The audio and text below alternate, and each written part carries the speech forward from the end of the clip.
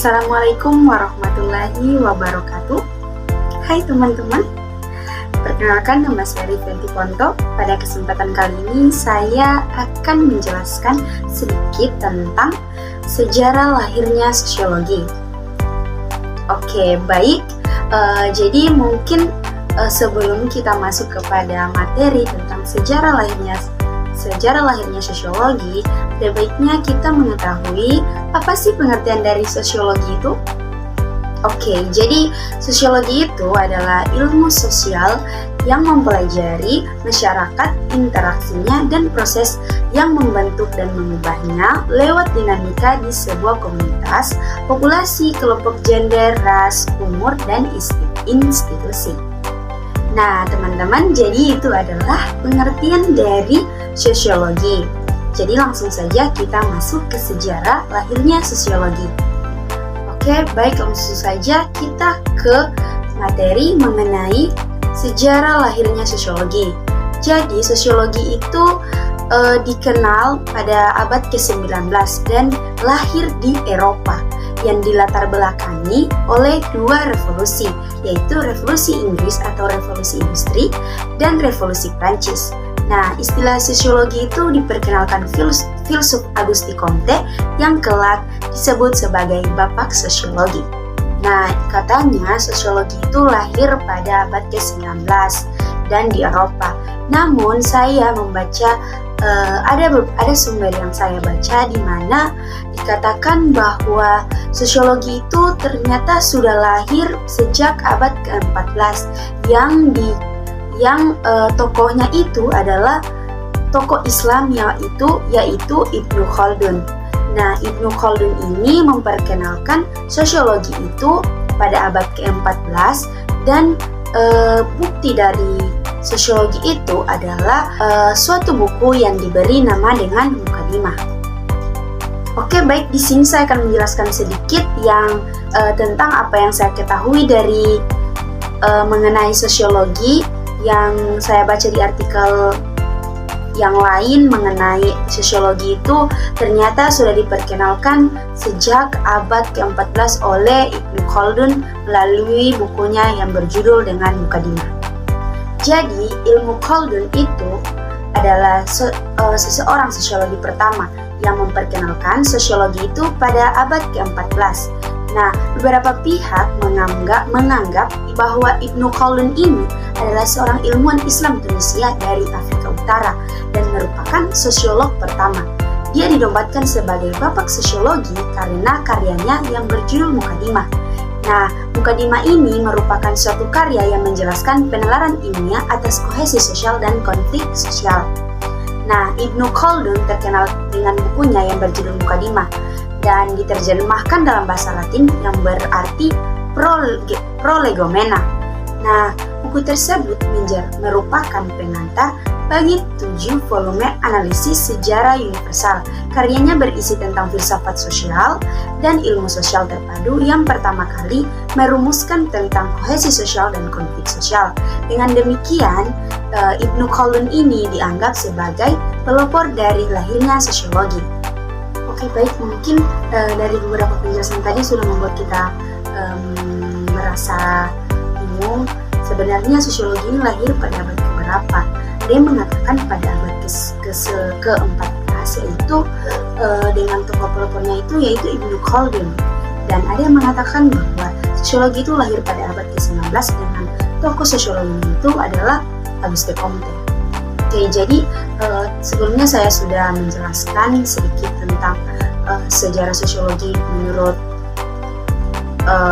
Ibnu Khaldun, dan di sini saya akan melanjutkan penjelasan saya mengenai sejarah lahirnya sosiologi menurut Auguste Comte. Jadi menurut Auguste Comte itu sejarah lahirnya sosiologi itu dilatar belakangi oleh dua peristiwa, yaitu peristiwa revolusi industri atau revolusi Inggris, kemudian revolusi di Prancis. Oke, baik, jadi di sini saya akan menjelaskan sedikit mengenai revolusi industri dan revolusi Prancis. Oke, baik, yang pertama yaitu revolusi Prancis. Nah, revolusi Prancis atau yang sering disebut dengan abad pencerahan atau Age of Enlightenment. Nah, di mana revolusi pertama ini lebih pada perkembangan pemikiran, terutama pada waktu itu adalah terkait dengan filsafat, sains, dan agama. Sebagaimana yang kita ketahui bahwa masyarakat Eropa atau masyarakat Barat pada abad ke-17 sampai dengan 18 itu mereka dikenal dengan masa ke-8 atau Dark Ages, di mana abad tersebut dikenal dengan abad ke-8 karena pada masa itu mereka lebih mengutamakan ada dominasi pandangan keagamaan dalam semua kehidupan masyarakat dalam kehidupan mereka. Nah, persoalan-persoalan apa yang mereka hadapi, semua itu diselesaikan dengan cara pandang keagamaan, sehingga mengakibatkan manusia itu tidak mempunyai kemandirian atau kemerdekaan untuk memutuskan dan memahami serta menentukan nasibnya sendiri. Itu semua hanya bergantung pada doktrin keagamaan yang pada waktu itu institusinya itu adalah gereja, dan aktornya yang berperan pada saat itu adalah pendeta. Kemudian abad pencerahan ini ditandai dengan cara berpikir manusia yang sebelumnya ada pada doktrin keagamaan ke dalam pemikiran manusia secara utuh. Kemudian ada beberapa tokoh yang berperan menjadi eksponen atau penggerak utama dalam pemikiran perkembangan ini, yaitu dialah Charles Montesquieu. Nah, Charles Montesquieu ini merupakan falsafah pada abad pencerahan tersebut. Nah, jadi dapat disimpulkan bahwa abad pencerahan adalah periode perkembangan intelektual dan pembahasan mengenai pemikiran filsafat atau lebih pada aspek perkembangan pemikiran manusia. Nah, jadi abad ini lebih pada aspek perkembangan manusia. Abad ini juga menggeserkan peran agama yang semula sudah dominan dalam kehidupan masyarakat, lalu diambil alih oleh perkembangan manusia, terutama oleh filsafat yang nantinya melahirkan sains, terutama agama yang sudah menjadi bagian dari kehidupan manusia secara perlahan digeser oleh para perkembangan pemikiran. Nah, manusia yang dikenal masa pencerahan. Nah, ini membuat perubahan pada institusi-institusi dan aktor sebelumnya, yang dimana aktor-aktor yang dominan pada masyarakat itu adalah aktor keagamaan. Nah, digeser menjadi ilmuwan atau filsuf, dan kemudian yang institusi sebelumnya yaitu para gereja diganti dengan sains dan ilmu pengetahuan. Nah, teman-teman, itu adalah penjelasan singkat dari saya mengenai sejarah dari Revolusi Prancis. Oke, jadi selanjutnya saya akan menjelaskan secara singkat mengenai sejarah dari revolusi industri. Oke, jadi revolusi industri itu hakikatnya adalah perubahan dalam cara pembuatan barang-barang, di mana barang-barang sebelumnya dikerjakan dengan tangan atau tenaga manusia, kemudian digantikan dengan tenaga mesin. Nah, kemudian revolusi industri ini ternyata dilatar belakangi oleh dua revolusi, yaitu revolusi agraria 1 dan revolusi agraria 2, di mana revolusi agraria 1 ini merupakan tahapan terjadinya perubahan penggunaan lahan yang semula hanya untuk pertanian menjadi usaha pertanian dan peternakan yang terpadu. Kemudian revolusi agraria 2, yaitu revolusi yang mengubah cara mengerjakan tanah yang semula tradisional menjadi menggunakan mesin atau mekanisasi. Kemudian Inggris, ada beberapa faktor yang memungkinkan Inggris untuk terjadinya revolusi industri. Yang pertama yaitu satu, adanya situasi politik yang stabil. Kemudian yang kedua, Inggris kaya bahan tambang. Ketiga, adanya penemuan baru di bidang teknologi, contohnya itu seperti mesin tenun, mesin uap, dan lain-lain. Kemudian yang keempat yaitu kemakmuran Inggris. Dan kelima adalah pemerintah memberikan perlindungan hukum terhadap hasil-hasil penemuan baru sehingga mendorong kegiatan penelitian ilmiah. Kemudian yang keenam yaitu arus urbanisasi yang besar. Akibat revolusi agraria di pedesaan mendorong pemerintah Inggris untuk membuka industri yang lebih banyak agar dapat menampung mereka. Ada beberapa penemuan baru dalam bidang teknologi, yaitu ada tokoh Abraham Darby, di mana ia menemukan cara batu bara dapat melelehkan besi. Ada James Watt menemukan mesin uap, ada Blaise Pascal yang menemukan mesin hitung, dan lain-lain. Ada satu tokoh yang sering disebut dengan Bapak Revolusi Industri, yaitu Bapak James Watt, di mana James Watt ini melakukan revolusi industri, yaitu modernisasi kehidupan mendapat arah baru ketika pada tahun 1796 ia memperkenalkan mesin uapnya menggunakan kondensor. Nah, kemudian ada beberapa tahap perkembangan dalam revolusi industri ini, di mana yang pertama itu domestic system. Nah, di tahap ini disebut sebagai tahap kerajinan rumah, di mana para pekerja bekerja dari rumah masing-masing dengan alat yang mereka miliki sendiri. Kemudian yang kedua yaitu manufaktur atau pabrik, di mana sebuah manufaktur atau pabrik ini dengan puluhan tenaga kerja didirikan dan biasanya berada di bagian belakang rumah majikan. Rumah bagian tengah untuk tempat tinggal dan rumah bagian depan sebagai toko untuk menjual produknya. Kemudian yang ketiga, factory system, di mana factory system ini sudah merupakan industri yang menggunakan mesin, tempatnya di daerah yang sudah ditentukan, bisa di dalam atau di luar kota. Nah, kemudian ada tujuan dari revolusi industri, yaitu yang pertama mencari pemasaran, kedua mencari bahan baku atau bahan mentah, dan yang ketiga yaitu tenaga yang murah. Dengan menggunakan masing-masing, penggunaan tenaga manusia makin berkurang. Kemudian ada beberapa dampak dari revolusi industri. Yang pertama itu dalam bidang ekonomi.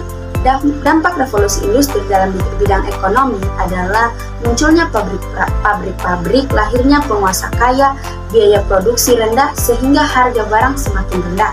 Selain itu, upah buruh rendah, perdagangan dunia semakin maju, tumbuhnya kapitalisme industri yang berpusat pada perseorangan, dan matinya industri rumah tangga. Jadi itu adalah dampak revolusi industri dalam bidang ekonomi. Selanjutnya ada dampak revolusi industri dalam bidang politik. Yang pertama yaitu munculnya kaum borjuis, sebab kemajuan industri melahirkan orang-orang kaya baru yang merupakan penguasa industri. Kemudian yang kedua yaitu tumbuhnya demokrasi dan nasionalisme. Yang ketiga yaitu munculnya imperialisme modern, yaitu pengembangan imperialisme yang berlandaskan kekuatan ekonomi, mencari tanah jajahan, bahan mentah, serta mengembangkan pasar bagi industrinya. Kemudian yang keempat yaitu perkembangan liberalisme yang awalnya hanya berkembang di Inggris ketika berlangsung revolusi agraria dan revolusi industri. Itu adalah beberapa dampak revolusi industri dalam bidang politik. Kemudian selanjutnya ada dampak revolusi industri dalam bidang sosial. Nah, dampak revolusi industri dalam bidang sosial ini akibat berkembangnya industri, pusat pekerjaan berpindah kota. Terjadilah urbanisasi besar-besaran ke kota. Para buruh tani pergi ke kota untuk menjadi buruh pabrik. Kota-kota besar pun padat dan semakin sesak. Itu adalah dampak sosial dari revolusi industri. Oke, baik, jadi itu adalah penjelasan singkat mengenai revolusi di Inggris ada dan dengan penjelasan tersebut dapat kita ketahui bahwa ternyata revolusi industri di Inggris itu